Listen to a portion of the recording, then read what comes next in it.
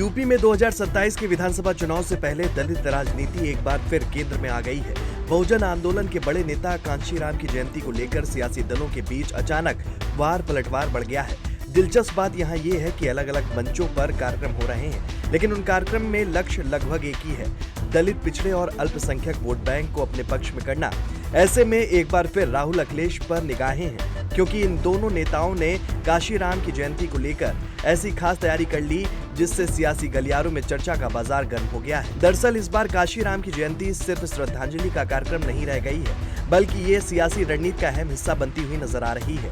Samajwadi party, Bahujan Samaj party और कांग्रेस तीनों ही अपने अपने तरीकों से इस मौके का इस्तेमाल करने की तैयारी में है। समाजवादी पार्टी ने घोषणा की है कि वो कांशीराम की जयंती को पीडीए दिवस के रूप में मनाएगी। पीडीए का मतलब है पिछड़ा, दलित और अल्पसंख्यक। पार्टी के राष्ट्रीय अध्यक्ष अखिलेश यादव के निर्देश पर 15 मार्च को राज्य के हर जिले में कार्यक्रम आयोजित किए जाएंगे। सपा का मानना है कि 2024 के लोकसभा चुनाव में इस सामाजिक समीकरण ने उसे फायदा पहुंचाया था और यही फॉर्मूला 2027 के चुनाव में भी काम आ सकता है। लेकिन सपा के इस फैसले पर बहुजन समाज पार्टी ने कड़ी प्रतिक्रिया दी है। बसपा नेताओं का कहना है कि सपा कांशीराम की विरासत का राजनीतिक इस्तेमाल कर रही है। बसपा के प्रदेश अध्यक्ष विश्वनाथ पाल ने कहा कि अगर समाजवादी पार्टी को सच में कांशीराम का सम्मान करना आता तो पहले उनके जन्मदिन की छुट्टी खत्म नहीं की जाती।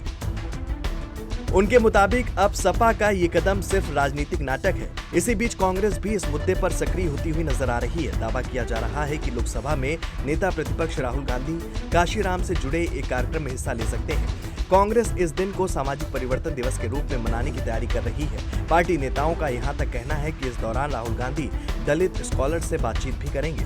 राजनीतिक जानकारों का मानना है कि सपा और कांग्रेस भले ही कांशीराम जयंती पर एक ही मंच पर नजर न आए, लेकिन दोनों का राजनीतिक लक्ष्य लगभग एक ही है। दोनों दल बसपा के पारंपरिक दलित वोट बैंक में सेंध लगाने की कोशिश कर रहे हैं, ताकि 2027 के चुनाव में मजबूत स्थिति बनाई जा सके। 2024 के लोकसभा चुनाव के आंकड़े भी इस रणनीति को समझने में मदद करते हैं। जानकारों की माने तो सपा और कांग्रेस के इंडिया गठबंधन को यादव वोटों का लगभग 82% समर्थन मिला था।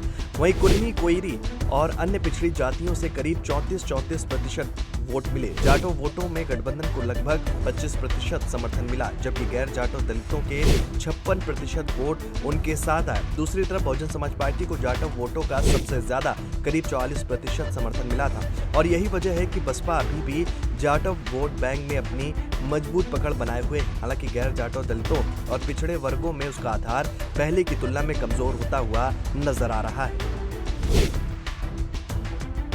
अगर एनडीए की बात करें तो उसे पिछड़े वर्गों और अगड़ी जातियों में काफी समर्थन मिला था। आंकड़ों के अनुसार कुर्मी, कोयरी वोटों का लगभग 61% और अन्य पिछड़ी जातियों का करीब 59% वोट एनडीए को मिला।